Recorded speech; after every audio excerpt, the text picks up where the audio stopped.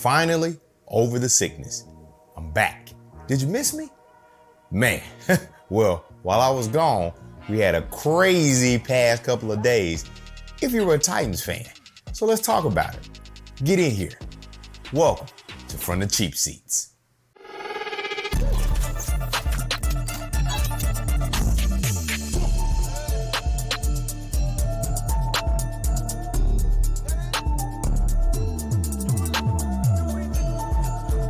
Welcome, glad to have you. I'm your host, Bonafide, and this is From the Cheap Seats, the show where we preview and recap every Tennessee Titans game from this season. This week, we're gonna be talking about the upcoming game about the Texans, but we wanna do a little recap because I was out sick for a little while. So let's talk about it. Now, before we go on and move on, I just wanna give my condolences to the Wycheck family and the passing of Titans legend, Titans great, Frank Wycheck. Let me tell you something, man. When they first came to Tennessee, you knew who the stars were. Yeah, you know, we had Javon Curse and Albert Haynesworth and all these different players, but it was Steve, Eddie, and Frank. Steve, Eddie, and Frank. Number 9, number 27, and number 89. I mean, look, when they first got here and we were in the playoffs, and that's when I was really getting into football, like caring about it a lot. You know, I had a team that I could root for. Man, just that one memorable play that he made, the home run throwback, where, you know, he came back up, got that arm around, threw it. And man, it was a backwards pass, man. I don't care what them bills say. It's a backwards pass, man. Kind of submitted himself in a legendary, but, you know, I've heard and I read a lot of stories about how he was a great Titans analyst, great radio guy. Really, you know, sad to hear that he passed on last week, on Monday. He'll always be a Titans legend. So RIP Frank, we appreciate you, man. All right, moving on. Hey, man, that Miami game. Now, I know I didn't do a preview recap. I was coming over, you know, getting over bronchitis or whatever.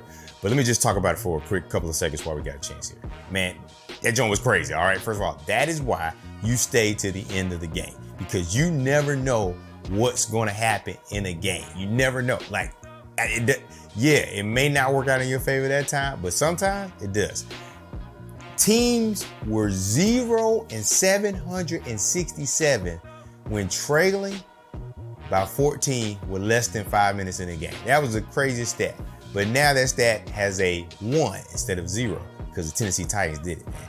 Look, quick things about the game. That is why you sign a DeAndre Hopkins. That is why you go get a player like that. DeAndre Hopkins had a game, all right? Had a game. That's why you go out and get playmakers like that. That's why you have playmakers on your team, so that in times when you need the ball to go somewhere and you need a catch, that's who you go to. And honestly, if you're a Titans fan, you've been a Titans fan long enough, you know that's the type of game we win. Nobody thought we were going to win the game. I'm not even going to lie to you here. I'm looking at you. I'm not going to lie to you and tell you that I thought we was going to win that game. I literally thought the opposite.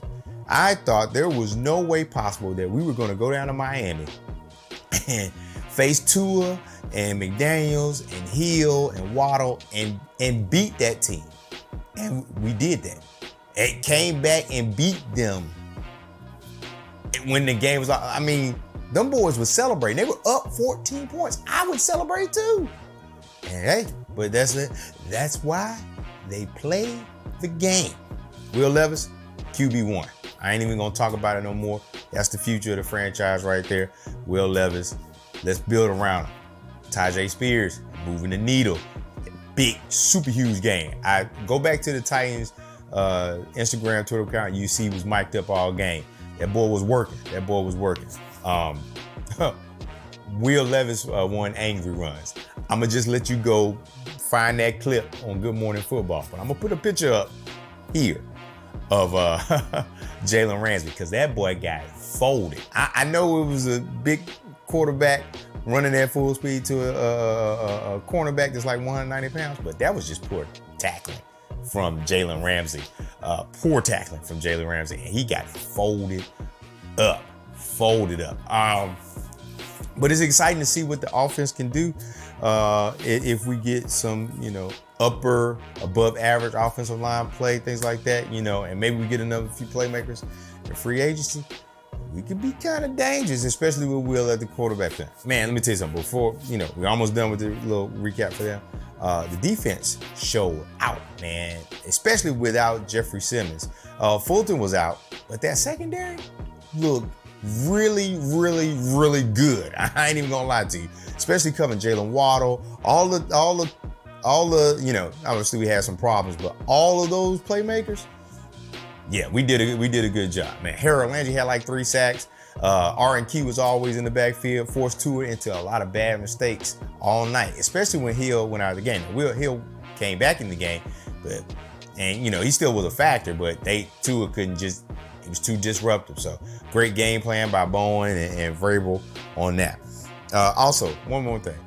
I completely understand why Louis Riddick and Dan Orlovsky are not constants on Monday Night Football. They were terrible. Like, I get it. There wasn't a lot to talk about the Tennessee Titans with, but if you listen to that game, it was ridiculous how biased they were from that. And they had to eat crow when the Titans came back and beat them. And then now you see all the good tweets on Facebook. But during that game, you could really tell that, like, they didn't do any research on the Tennessee Titans. They were all about the Dolphins. They were ready to crown them, and they didn't. So take that, Lewis and Dan. Anyway, all right, let's go.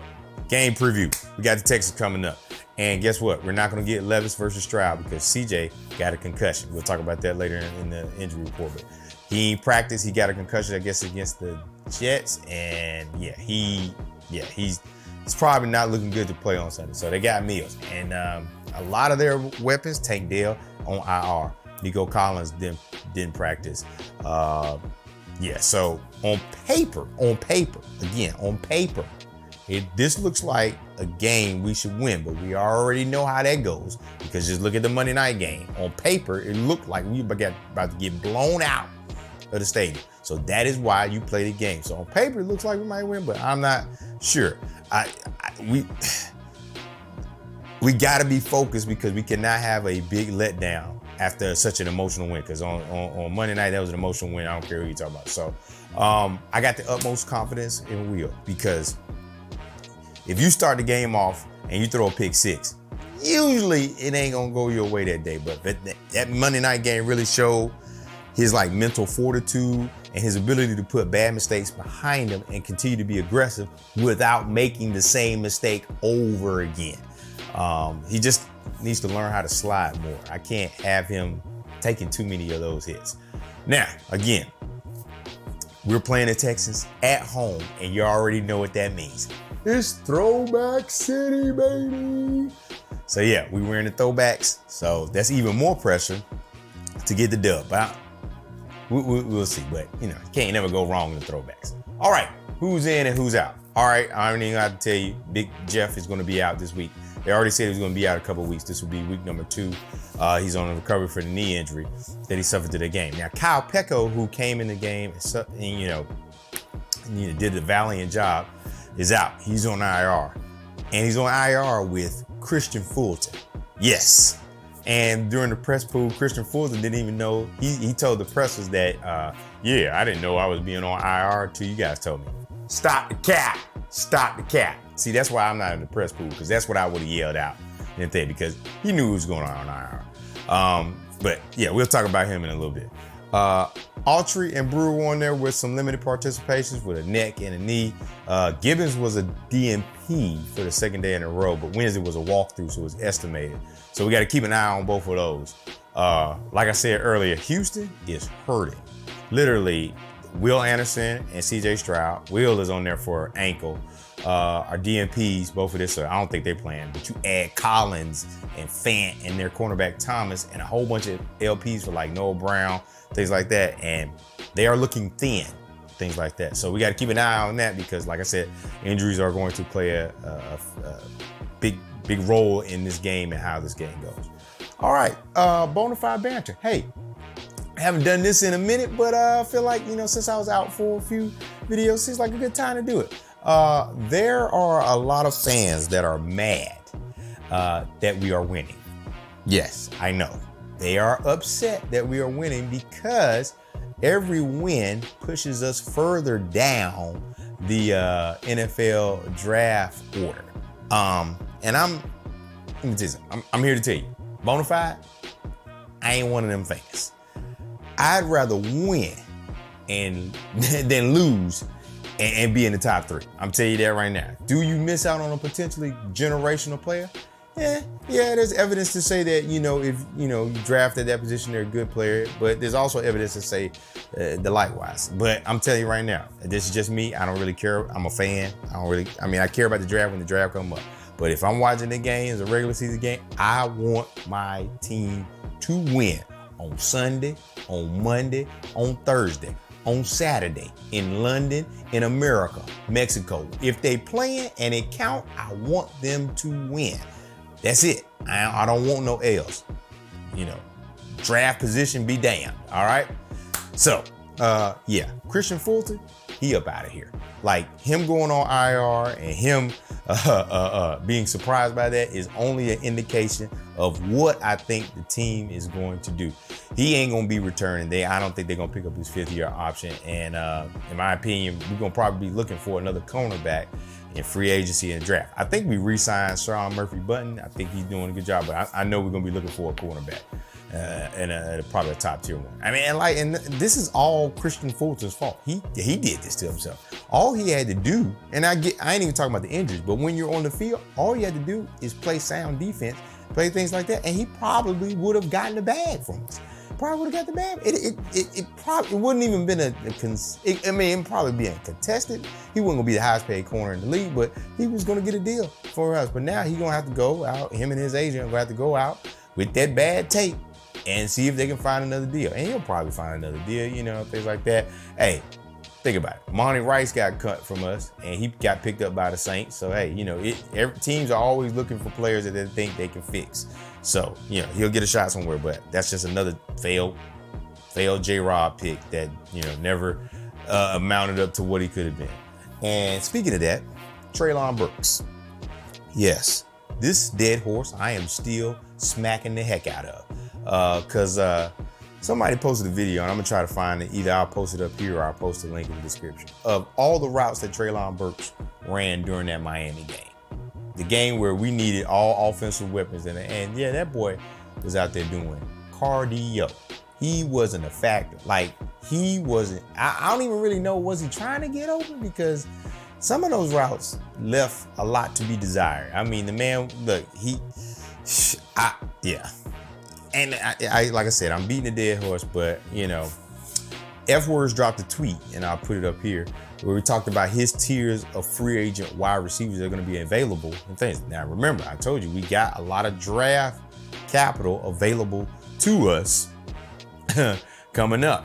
So I think if we pick a wide receiver, or we pick up one of those wide receivers out of that tier list, Burks might be gone. His only saving grace is his draft position, 18th overall, and the guaranteed money we have. But man, look, I want Rand. I'm talking to Rand Carthon if he happens to be watching. I want you to try. If you can get a 6th-round pick for Treylon Burks, do it. Because, what's the difference? You know what I'm saying? So, hey, I'm getting ready to wrap this video up because it's running kind of long. But ask me if you've heard this before on this channel. A divisional game against a familiar opponent at home who's missing some key players. Looks like on paper it should be a winnable game. Yes, you have, because I said that same thing about the Indianapolis Colts, and we ended up losing that game. Although it be barely, but we end up losing that game. So we right back in the same spot, playing the Texans.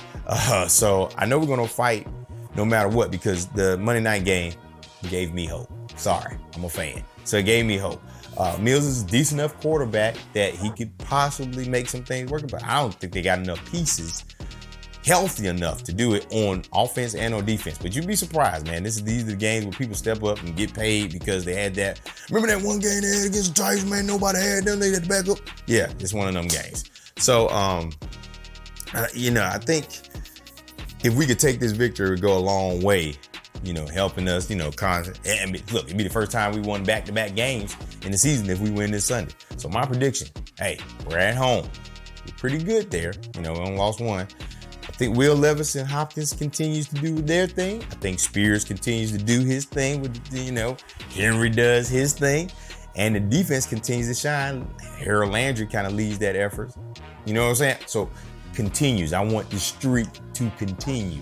So I think we make it a long day for the Texans. I don't think they're able to overcome this. And we get the dub in the throwbikes. 31-10. Yes, we finally break 30 the day we wear the throwbacks against the Texans while we're inducting Billy White Shoes Johnson into the Ring of Honor.